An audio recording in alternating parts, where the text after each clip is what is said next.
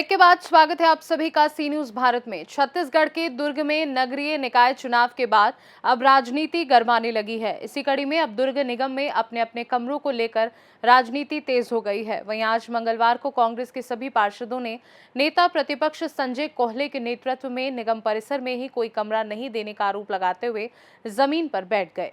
इस दौरान बाकायदा सभी पार्षदों ने पूजा अर्चना कर भाजपा की राजनीति पर आरोप लगाते हुए बताया कि कांग्रेस के कार्यकाल में हमने 2 कमरों का निर्माण कराया। वहीं अब जब भाजपा के शासनकाल में महापौर परिषद द्वारा नेता प्रतिपक्ष के लिए कोई कमरा या व्यवस्था नहीं की गई है, जिसके विरोध में आज सभी ने विधि विधान के साथ पूजा अर्चना कर अपने द्वारा बनाए गए कक्ष का शुभारंभ किया। देखिए क्या कुछ कहा उन्होंने। भाजपा में बहुत सारी कमजोरियां हैं, बहुत सारे कार्य हो नहीं रहे हैं। हमारे रुके हुए कार्य भी रुक गए हैं। कई सारे राशि आई हुई थी, वो भी राशि वापस चली गई है। इस कड़ी को देखते हुए आज हम नेता प्रतिपक्ष का आज यहाँ पर रूम का उद्घाटन किए हैं और अस्थायी रूप से यहाँ पर बैठेंगे। हमारे शासनकाल में, कांग्रेस की जब शासनकाल थी, उस समय माननीय स्वर्गीय मोतीलाल जी वोरा सभागार का निर्माण कांग्रेस शासन में किया गया था।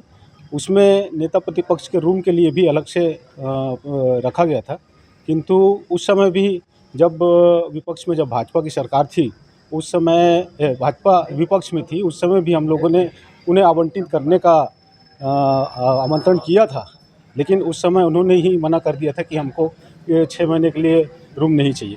किंतु आज जब हम विपक्ष में हैं, उस कंडीशन में हमको वो रूम उपलब्ध कराना चाहिए। क्या लगता है नहीं दे रहे हैं तो क्या मान सकते हैं?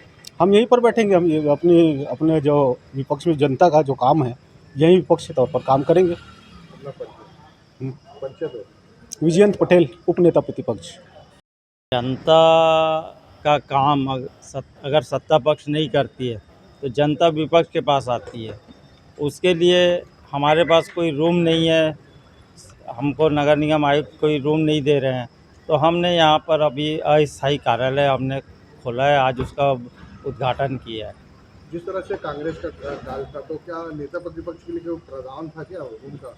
देखिए 4.5 साल तक जब ये सभागार बन के तैयार हुआ हमारे कार्यकाल में, पिछली सरकार में, तो उसके बाद हमने 2 रूम नीचे बनाया और एक सभागार बनाया। उसमें नेता प्रतिपक्ष का रूम था, एक रूम कॉमन पार्षदों के लिए था, 12 एमआईसी और एक नेता प्रतिपक्ष 13 के अलावा जितने 47 पार्षद बसते हैं उनके लिए एक कॉमन हमने रूम बनाया था, क्योंकि वो भी आते हैं तो अपने वार्ड की समस्या के लिए तो कहीं ना कहीं भटकते रहते हैं, इसलिए हम लोगों ने उनको बनाया था। तो आपके आगे काम यही संचालित होगा आप लोगों का? हाँ, अब इन लोग हमको रूम तो दिए नहीं है, तो हम यहीं से काम संचालित करेंगे। अपना पंचायत। मैं संजय कोहले, नेता प्रतिपक्ष।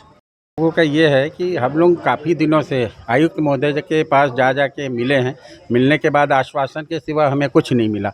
उसके बाद में नेता प्रतिपक्ष ने सभी 12 पार्षदों को अपने अपने फ़ोन के द्वारा माध्यम से हमें जानकारी दी कि भाई मैंने अपने स्तर से काफ़ी प्रयास किया, मगर हमें कक्ष वितरण नहीं हो पा रहा है। तो फिर हम लोग आपस में बैठ के यही डिसीजन लिए कि भाई क्यों ना बरामदे में बैठ के नेता प्रतिपक्ष का कार्यालय का शुभारंभ किया जाए। और आज मंगलवार का दिन है, हनुमान जी का दिन है, और बढ़िया आज हमने अपना एक कार्यालय का उद्घाटन किया है।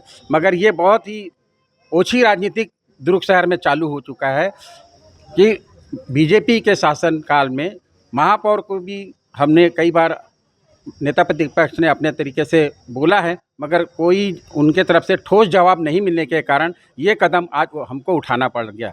आज हमारे कार्यकाल में बनाया गया है, उन्होंने आपको बताया है, हमारे नेता प्रतिपक्ष उप नेता प्रतिपक्ष ने दोनों ने बताया है कि भाई भवन बनाया उसी कारण से है कि भाई नेता प्रतिपक्ष को भी एक रूम प्रदान किया जाए।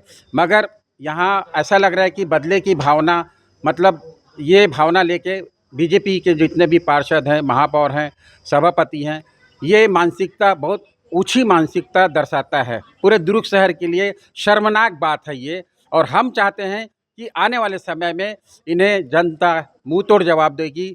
हम यही चाहते हैं। जय भारत, जय हिंद, जय छत्तीसगढ़।